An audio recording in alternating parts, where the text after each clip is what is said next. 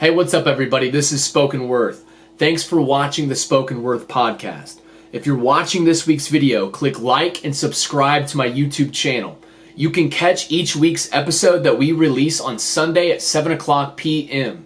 So, again, thank you for watching this week's episode. You matter, you're loved, you're appreciated.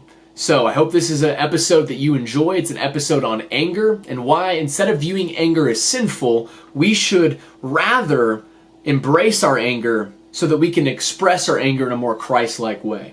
So hopefully it's something you enjoy. Remember, click like and subscribe.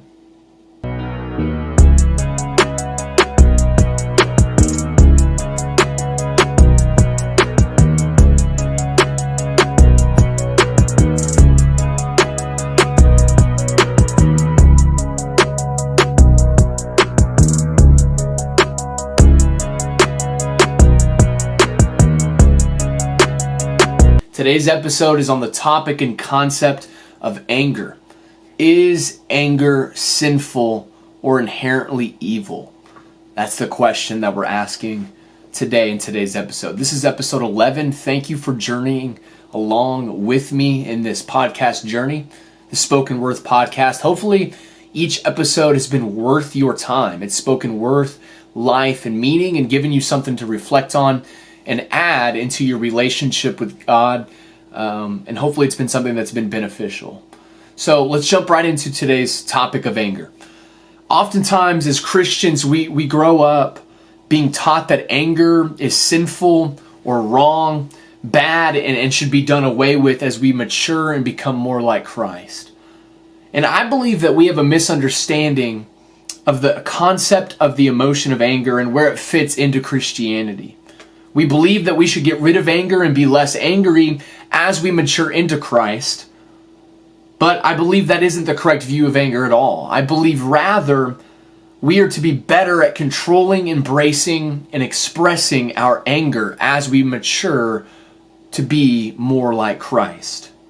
Christ was not a man without anger. In fact, one could argue that Jesus was a man with much anger. But he was a man who understood how to control, embrace, and express his anger in a righteous way, in a godlike way, because he was in fact God. And so we have a lot to learn from Jesus and his example of expressing anger, which we will do in this episode.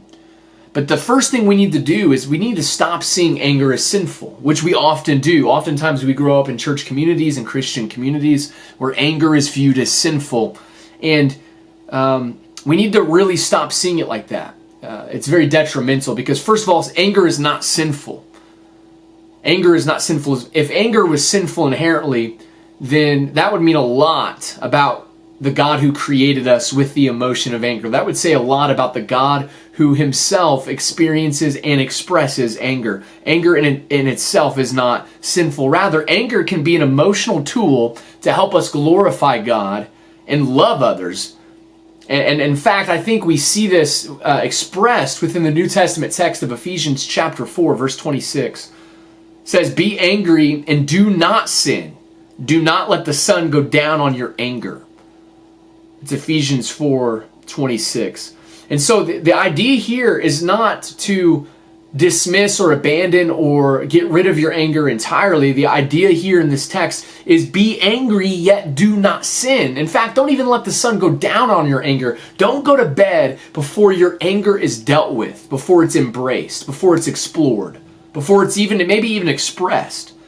See, what happens is when we repress our anger instead of embracing it, there's a lot of consequences that we face. There's a lot of problems that we face.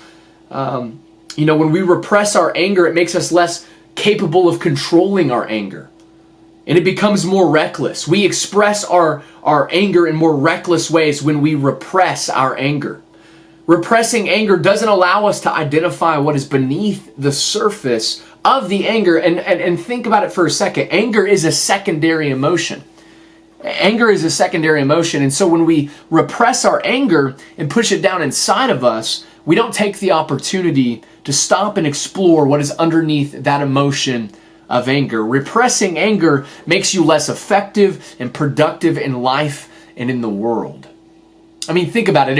If you stopped being angry about everything in your life, how driven would you really be? Anger can sometimes be a good motivator, especially righteous anger, which we're going to differentiate the difference between righteous anger and unrighteous anger here in a little bit, especially when we see the example of Jesus.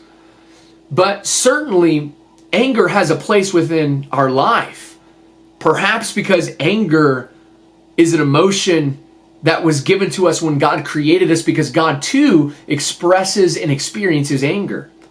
Anger that is righteous can be a good motivator for justice. Anger that is righteous can help someone speak up when it's detrimental for someone else's well-being. Anger that is righteous can lead to someone taking action when necessary. Anger that is righteous is that which helps someone tap into their warrior. Anger is necessary for relationships. If there is no anger in a relationship, there is no care or passion within that relationship.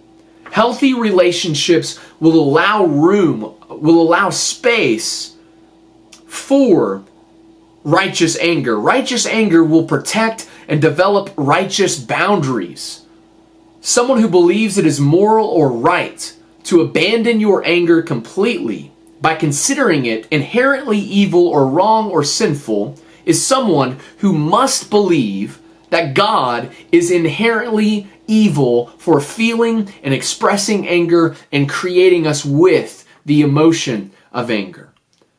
And we see that God experiences anger and wrath. We see in the New Testament in Romans chapter 1 verse 18, for the wrath of God is revealed from heaven against all ungodliness and unrighteousness of men, who by their unrighteousness suppress the truth. Imagine for a moment if there was a God who did not get angry at ungodliness and unrighteousness. That would be not a God at all. That would be not a God at all. Thank God that God gets angry and has wrath towards the worst things that we as humans, as mankind, can think of and conceive and can achieve within our minds and in our life. We commit terrible, terrible crimes. We do terrible, terrible things to each other. And to think that there would be a God that does not get angry at sin would be a wild thing. God is a God who certainly experiences anger and expresses anger. And righteously so, rightfully so. James chapter 1 verse 20 says, for the anger of man does not produce the righteousness of God. See, that's the thing. There's a difference between righteous anger and man's anger, between God's anger and our anger. God gets angry over the right stuff to get angry about. We get angry over the stuff that's not worth getting angry about, or isn't right to get angry about, or isn't our place to get angry about. And there's a clear difference between righteous and unrighteous anger. Righteous anger is an anger that we should have and welcome within our life, and unrighteous anger is an anger that we should put away with completely. And we see that Jesus utilizes righteous anger to defend those being taken advantage of and create clear boundaries for God's home, for God's house. And we see that there's benefits to expressing, embracing, and welcoming, taking in, and not repressing our anger, but finding God in our anger. Finding where does God fit within my anger here? And is this righteous anger or is this unrighteous anger? And is it something that needs to be done away with? And do I need to process this? Or is it something that I should perhaps welcome, embrace, and explore within my life? And this is what we see. This is what we see in the gospel. The Passover of the Jews was at hand, and Jesus went up to Jerusalem. In the temple, he found those who were selling oxen and sheep and pigeons and the money changers sitting there and making a whip of cords. Jesus makes a whip of cords. He drove them all out of the temple with the sheep and oxen. So Jesus makes a whip of cords because he sees money changers robbing people of freely coming in and worshiping God. They were bringing sacrifices, but the money changers were wrongfully charging them and selling animals and causing all of this improper they were just taking advantage of people, and Jesus does something about it. He makes a whip of cords and he drives them and drives their animals and sends them out. He creates a clear boundary, and he told those who sold the pigeons, "Take these things away. Do not make my Father's house a house of trade." His disciples remembered that it was written, "Zeal for your house will consume me." See, Jesus was the one who could go in and do that because he was a man that did not repress his anger. He did not repress his anger and do nothing about it, but rather he embraced it, explored it, and then expressed it in a very righteous way, a way that created clear boundaries that expressed the purpose and the integrity and the intention of God's home, of the temple, and created safety for those who were coming with a clear and genuine heart before God, that they could worship God freely without being wronged, without being taken advantage of. So Jesus shows us that expressing righteous anger is something that can create boundaries and be a blessing to other people. And so imagine in your life, what is that righteous anger that you need to explore, embrace, and then express? In what way can you actually use your anger to glorify God? Let that be a challenge for you. I really believe it will be, because at the end of the day, a lot of times we use our anger in a lot of wrong ways. We use our anger to curse and to tear down and to destroy others, but rather we should use our anger in a very tactful, strategic way, in a way that says, God, I want to glorify you with this burning passion that's within me, this thing that makes me so fired up. God, I want it to be something that you also get fired up about. I want it to be a righteous anger. God, I want to get angry about the things that you get angry about ungodliness, about sin in my own life. I want to get angry about the sin that's in my life, and I want to do something about it. I want to make a whip of cords and flip the tables in my heart, and I want you to take control, and I want see what happens whenever we start to get angry about the things that God is angry about. We should love the things that God loves, and we should hate the things that God hates. We should get angry over what God gets angry about. And understand that angry people, especially righteous anger, is something that can be a powerful, powerful tool to change the world around us. And so I want to encourage you to stop seeing your anger as sinful, to see that there's consequences of constantly burying your anger, and how when we do that, we don't express our anger in a controlled way, in a way that's self-disciplined, in a way that's effective, in a way that's productive, in a way that's a blessing, but rather we express our anger in a way that's destructive, in a way that it spills out left and right and sideways and backwards, in a way that splatters and damages people all around us, but rather we can change the way we handle our anger. Anger can be something that can be a blessing. If we're angry about something, we can pursue change around the thing in which we're angry for. If we're angry, we can explore it and ask if it's righteous or unrighteous, if we need to give it to God and get rid of it, or if we need to explore it, embrace it, and then express it and act on it to set boundaries to protect others, or to do something else that's Christ-like or a blessing for someone else. And so think about today how anger can be perhaps something that God has given you that is an opportunity to then glorify Him and be like Jesus. We don't have to let our anger rule us.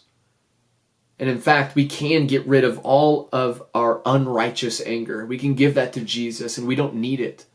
But ultimately, there's righteous anger that we should be embracing, exploring, and acting on, and changing the world with, and protecting people with, and setting boundaries with, and including within our relationships, and even including within our own walk with Jesus as we try to get rid of the sin that creates tension and burdens us and tears us down spiritually. We should get angry over the stuff that God gets angry about. So be blessed. And remember Ephesians chapter 4, verse 26. Be angry and do not sin. Do not let the sun go down on your anger. So, before you go to bed tonight, explore your anger